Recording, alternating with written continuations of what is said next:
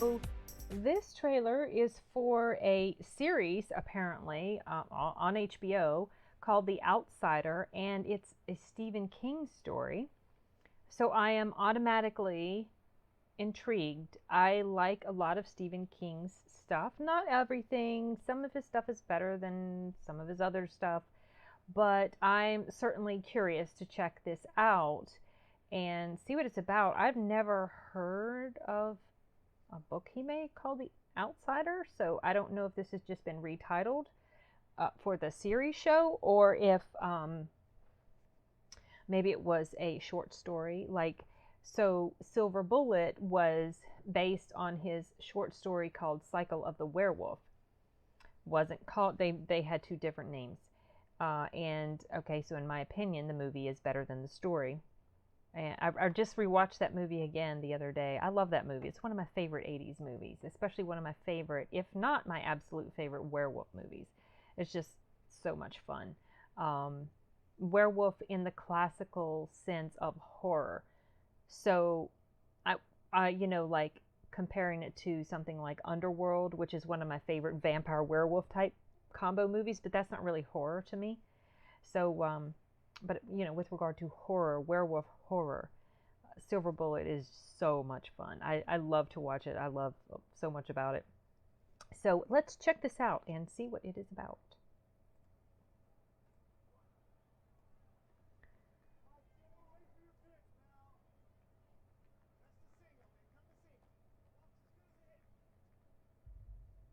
Oh. Terrence Maitland, I'm arresting you for the murder of Frankie Peterson. For the what? Hmm. I'm as baffled by this conflicting evidence as you are. His prints are all over the crime scene. The TV footage puts him 60 miles away. Hmm. You can't be two places at once. A twin on the best-selling novel? I didn't kill that kid, Ralph. Do you see how strange this is?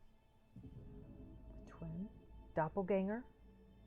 Is it going to be something supernatural? Do such a thing. He didn't do it. I have no tolerance for the unexplainable. Well then, sir, you have no tolerance for me. Answer me this. Do you think Terry Maitland killed that boy? Hmm. If he didn't do it, someone else did.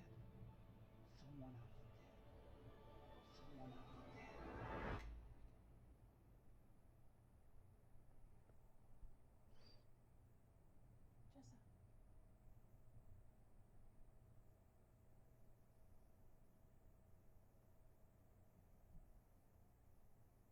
Jessa. Oh, gosh. Let me jump. Hmm. Okay, so, um, wow. I can't figure out if this is going to have anything supernatural in it or not, or if it's just going to be a mystery slash character drama sort of thing. Um, Stephen King doesn't always do supernatural stuff, I don't think. I mean, certainly in a lot of his stories, it does have that in there, at least in some form or fashion. Um, so this is looking very intriguing and absolutely something that I would be interested to watch. Anyway, uh, I'm pretty curious to see if I can get my hands on the book and listen to the audiobook version of this and check out the trailers and just maybe read a little bit more about the synopsis. So while I do go into these trailers for the large part pretty blind with regard to synopsis or maybe even who's in it or a certain other aspects of it, by the time I get around to actually watching it, I pretty well know the synopsis and stuff like that. So I'm curious to find out more about it and to see if there is something supernatural going on with this, because they're talking about this.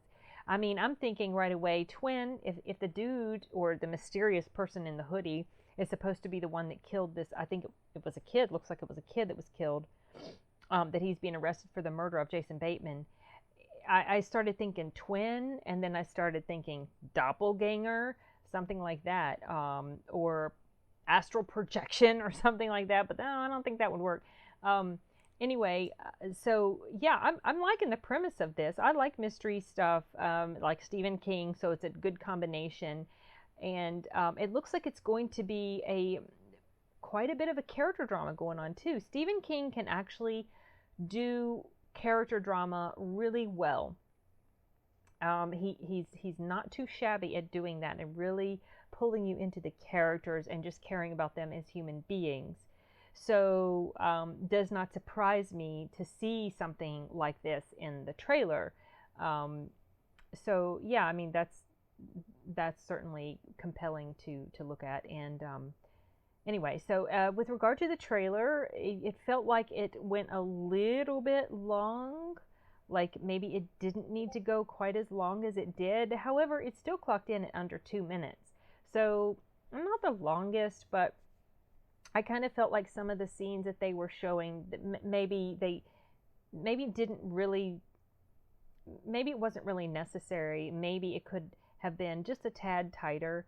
I'd have to go back and examine each of the different scenes to specifically tell you, like, you know, this one probably wasn't necessary or this wasn't necessary. At first, the scene where the lady goes into the room where the little kid is, and there's several seconds that are going, you know, and she's sitting down and she, you know, at first I was like, what's, you know, obviously I knew that something was going to happen, but it felt like that was a little draggy to me. So I was wondering, you know, maybe this wasn't really necessary, but then they had the little jump scare. I don't really, maybe that particular scene is integral to the story, so maybe that's why they felt like it was important to put it in there, but that kind of felt like maybe that one wasn't necessary, because there was nothing other than the child just like yelling out and startling the woman. I didn't see anything else other than that. I think you're supposed to obviously think the child was looking at something behind the curtains or whatever. Maybe she was seeing an imaginary person there or something. I don't know.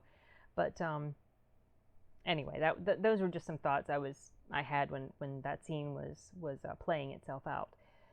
But yeah, other than that, this looks good, and I'll try to check it out at some point, and if or when I do, I will return here and talk about it with you guys. And that's it for now. Bye.